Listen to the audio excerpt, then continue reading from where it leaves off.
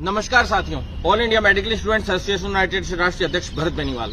जैसा कि आप सभी को पता है कि कम्युनिटी हेल्थ ऑफिसर का जो पेपर लीक प्रकरण हुआ था, उससे जुड़े हुए जो संघर्ष थे हमारे, उनमें कोई कसर नहीं थी।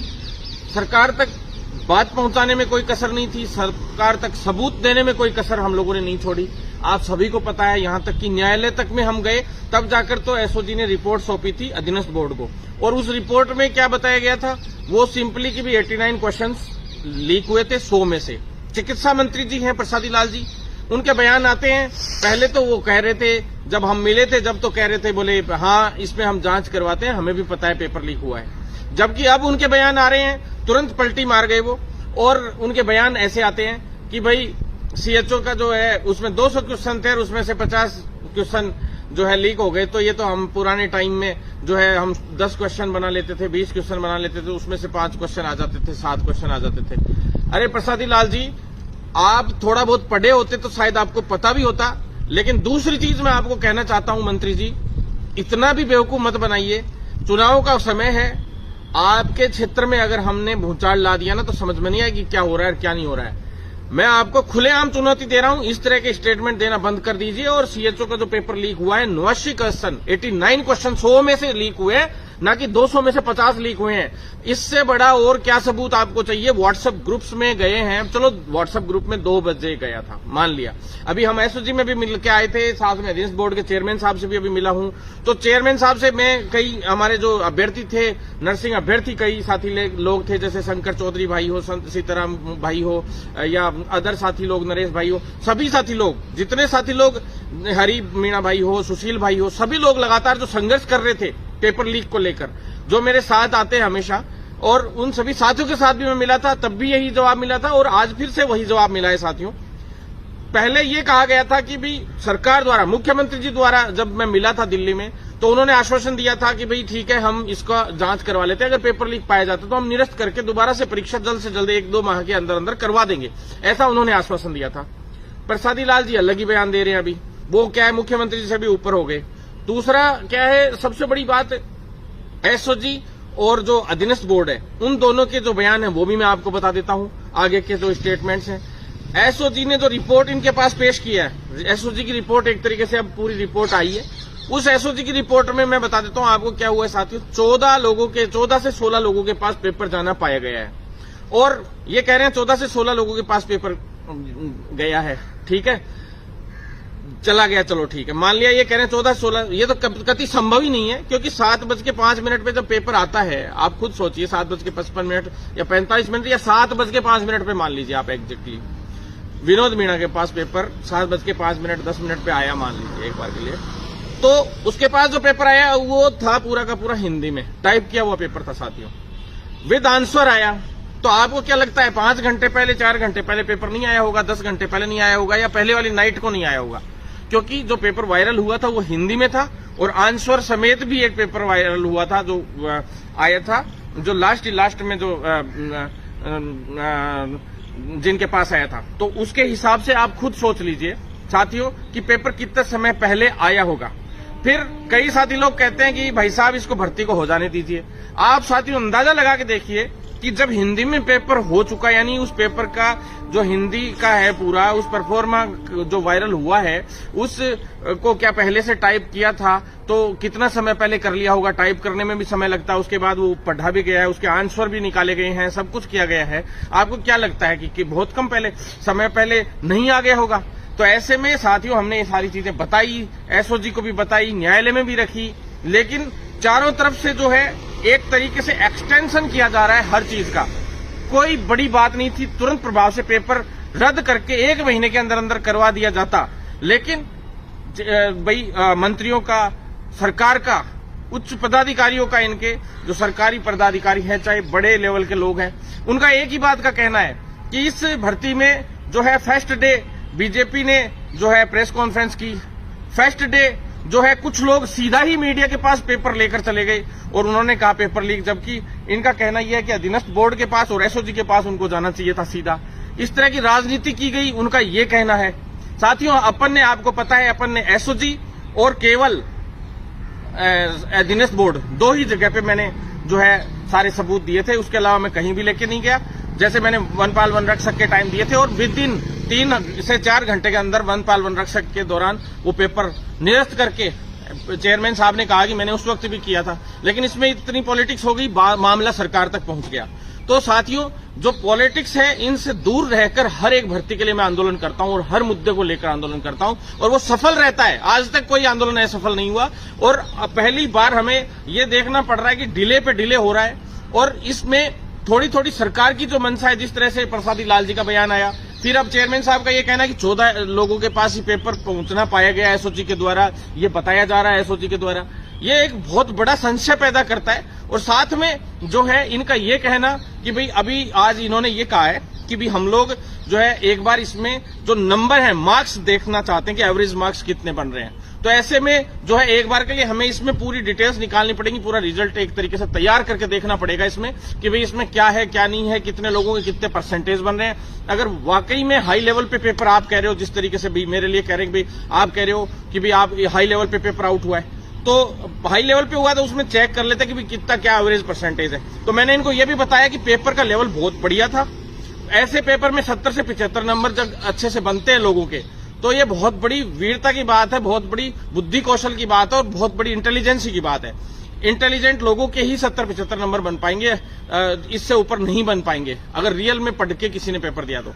हाँ, गिने चुने लोगों के ऊपर भी निकल जाते हैं, लेकिन कुछ जैसे ऐसे लोग हैं जिनके 80 से ऊपर जा रहे हैं और 80 से ऊपर गिने चुनों के जाएंगे, जो फेयर तरीके से आए उनकी तो मैं बात नहीं कर रहा, लेकिन जो अनफेयर तरीके से 90-90, 80-80 से के बीच में अगर नंबर ज्यादा लोगों के रहते हैं, 75 से ऊपर ज्यादा लोगों के रहते हैं, तो ऐसे में किस तरह से डिसाइड करेंगे, किस तरह से डिसाइड नहीं करेंगे, मुझे तो ये समझ में नहीं आ रहा।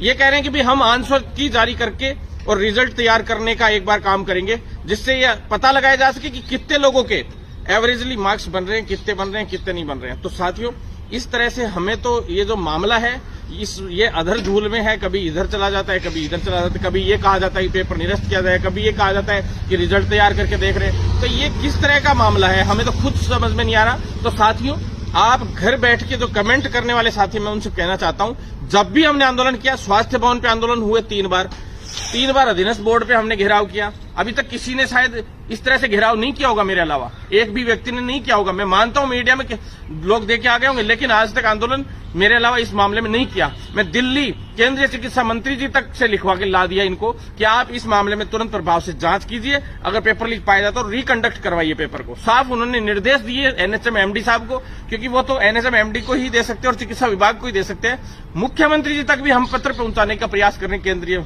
मंत्रालय से, क्योंकि पूरा बजट कम्युनिटी हेल्थ ऑफिसर में 60-40 के हिसाब से अगर देखा जाए तो केंद्र से सबसे ज्यादा बजट आता है, 60% रेशो।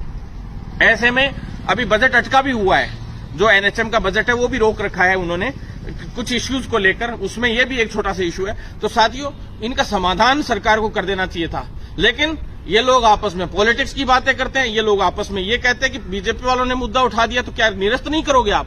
यही हालत आपने आरपीएससी 2nd ग्रेड में कर रखी है। आरपीएससी 2nd ग्रेड में सब कुछ पता लग गया, यहां तक कि आरपीएससी के लोग पकड़े गए, लेकिन आज तक उस पेपर का कोई आता पता नहीं, निरस्त नहीं किया। रीट में भी हमने लास्ट में जब कोर्ट से केस जीते तब आपने रीट निरस्त की थी, जबकि लोग खूब हो हल्लड़ मचा के रह गए। लेकिन न्यायालय में भी हमने लगा रखा है, देखते हैं अब जल्द से जल्द इसका समाधान होगा। हम भी नहीं चाहते साथियों, मैं वो शख्स हूं जिसने इस भर्ती को केवल उस भर्ती को पिछली भर्ती को 5 महीने में निपटा दिया था, इस भर्ती को भी इतनी स्पीडली कि 1 माह के अंदर परीक्षा करवाई और जल्द से जल्द।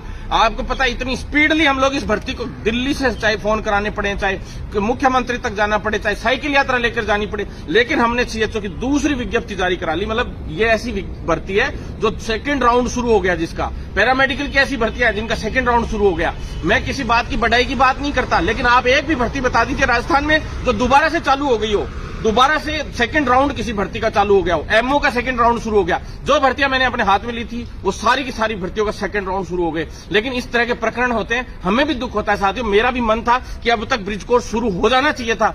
किस लिए लड़े हम लोग? हमारा लड़ना कब पॉजिटिव साबित होता? जब होता जब अब तक परीक्षा फेयर तरीके से हो चुकी होती और इसका रिजल्ट जारी होके, डीवी होके, अंतिम परिणाम जारी होके और ब्रिज कोर्स शुरू हो चुका होता, तब मुझे खुशी होती, लेकिन मैं अंतर्मन से बहुत दुखी हूं इस चीज की वजह से कि भर्ती अटकती हुई नजर आ रही है हल्की हल्की। तो साथियों, इस पर अन्याय किसी के साथ नहीं होने देंगे। जो पढ़ने वाले युवा हैं उनके साथ अन्याय नहीं होना चाहिए साथियों। पिछली बार भी कुछ चंद प्रतिशत लोगों का हो सकता है उस तरीके से चयन हुआ हो, क्योंकि उस टाइम हमारे पास सबूत नहीं थे, किसी अफवाहें खूब पड़ी। लेकिन हो सकता है जो भी हुआ नहीं हुआ हो, मुझे नहीं पता। लेकिन इस भर्ती में जब स्पष्ट तरीके से साफ साफ दिख रहा है सरकार को भी और हम लोगों को भी, तो हमारे भी फर्ज बनता है कि हम गलत के खिलाफ आवाज उठाएं। एक दो साथी लोग कह रहे थे भरत बेनीवाल तो राजनीति कर रहा है। तो साथियों, मैं आपको एक बात कहना चाहता हूं, अगर पेपर लीक, फर्जीवाड़ा और जैसे मेरिट प्रथा के खिलाफ आंदोलन करना और उनके खिलाफ लड़ाई लड़ना अगर राजनीति है, तो हाँ, मैं कर रहा हूं राजनीति और मैं करूंगा। और मैं चाहता हूं कि राजनीति आप लोग भी करो और रोज आओ अधीनस्थ बोर्ड पे। अगर रोज अधीनस्थ बोर्ड पे जाकर स्वास्थ्य भवन पर लड़ाई लड़ना आप लोगों के लिए राजनीति है, तो आप भी करिए इस तरह की राजनीति और इस सिस्टम को बदलिए। मैं कह रहा हूं सिस्टम को बदलना बहुत आवश्यक है, नहीं तो ये लोग इसी तरह से फर्जी लोग इन भर्तियों को खा जाएंगे। और हमारी बात नहीं है, आम उन लोगों की बात है जिनकी जिंदगी के साथ ये लोग खिलवाड़ करते हैं। जो व्यक्ति पेपर लीक से आएगा, वो फर्जीवाड़े से आएगा, वो किस तरह से लोगों की हत्या करेगा, इलाज करने की बजाय उनकी हत्या करेगा, उनके स्वास्थ्य के साथ खिलवाड़ करेगा। ये बहुत बड़ी सोचने की बात है। कभी उन लोग मरीजों में हमारे भी भाई बहन हो सकते हैं, कोई भी हमारा रिश्तेदार हो सकता है साथियों। ऐसे में आप लोगों से मैं कहना चाहता हूं, मैंने स्पष्ट बता दिया है कि क्या चल रहा है सीएचओ की भर्ती में। मैंने बीच में पेपर लीक का मामला नहीं उठाया, कोई नहीं उठाने आया। भरत बेनीवाल ने 15-20 दिन मैंने शांति से रहा तो कोई नहीं आया ना, देख लीजिए। तो यही हालत है मेडिकल में, सिर्फ और सिर्फ रात दिन आप लोगों के लिए सच्चे दिल से लड़ने वाला व्यक्ति। अगर आप लोग साथ नहीं देना चाहते तो कम से कम किसी की टांग भी मत खींचा कीजिए। और मैं उन साथियों से भी कहना चाहता हूं जो कहते हैं कि आप रिजल्ट जारी करवाइए। साथियों, एक बार इसका रिजल्ट का देख लेते हैं किस तरह का क्या खाकिया है। लेकिन मैं आप लोगों से कहना चाहता हूं, एक बार के लिए सच के लिए लड़ना सीख लो।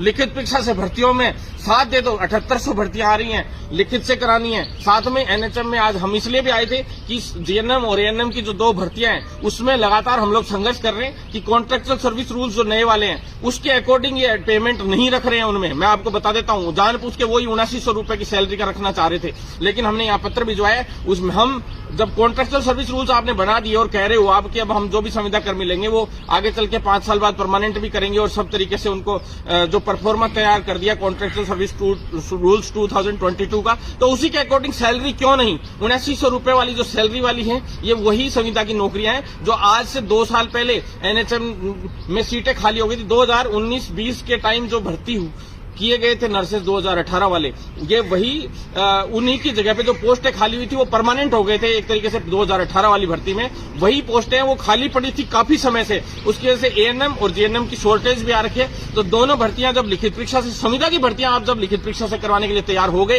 तो आप लोग संविदा की तो स्थायी भर्तियों को आप क्यों नहीं लिखित परीक्षा से कराते हो? सरकार को लिखित परीक्षा से कराना चाहिए। मैं अधीनस्थ बोर्ड आए हम लोग, अगली बार जब भी आएंगे तबाही मचाते हुए आएंगे। सरकार इस पे पॉजिटिव तरीके से एक तो सीएचओ पेपर लीक प्रकरण को खुले तौर पे स्पष्ट तरीके से रखते हुए और जो है न्याय करे युवाओं के साथ, और दूसरा लिखित परीक्षा से सारी भर्तियों को करवाकर उचित तरीके से कदम उठाते हुए न्याय करे। अन्यथा सरकार को हम बताएंगे कि आंदोलन क्या होता है और अभी वोट की चोट क्या होती है और 6 महीने बच रहे हैं, 5.5 महीने बच रहे हैं चुनाव के। हम बताते हैं आपको कि क्या होती है पॉलिटिक्स, क्या होती है राजनीति। आप युवाओं के साथ राजनीति करोगे, हम बताएंगे राजनीति क्या होती है।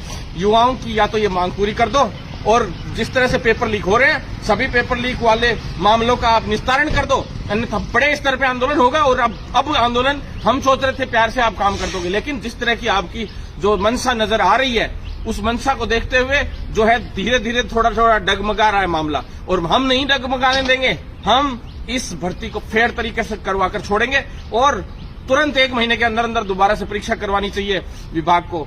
ठीक है, आंसर की आप देख के चेक कर लीजिए एक बार। अगर ये कह रहे हैं कि आंसर की हम लोग जरूर एक बार डाल के और रिजल्ट जरूर चेक करवाएंगे कि कितने बन रहे हैं कितने नहीं बन रहे, एक बार सभी का, उसके बाद ही हम इसका कोई कंक्लूजन पे निकलेंगे। तो ऐसे में ये सरकार के इनके पास आदेश आए हैं, तो साथियों भाई ये इसकी पूरी रिजल्ट की जांच करवा रहे हैं। मैं आरती डोकरा मैडम से भी मिला था, मैडम ने भी यही कहा था कि हम एक बार देखवा लेते हैं, पूरा रिजल्ट एक बार चेक करवा लेते हैं, कितने लोगों के पास पेपर गया होगा, कितने बड़े स्तर पे पेपर लीक हुआ होगा या अफवाहें हैं।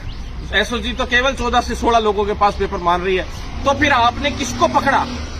उस 14 से 16 लोगों में से तो बताइए कि कितने लोगों को आपने पकड़ा, कितने लोगों के खिलाफ आपने एफआईआर दर्ज की, कितने लोगों को आपने रिमांड पे लिया, और पेपर लीक हुआ कहां से, ये तो आज तक ही सामने नहीं आया।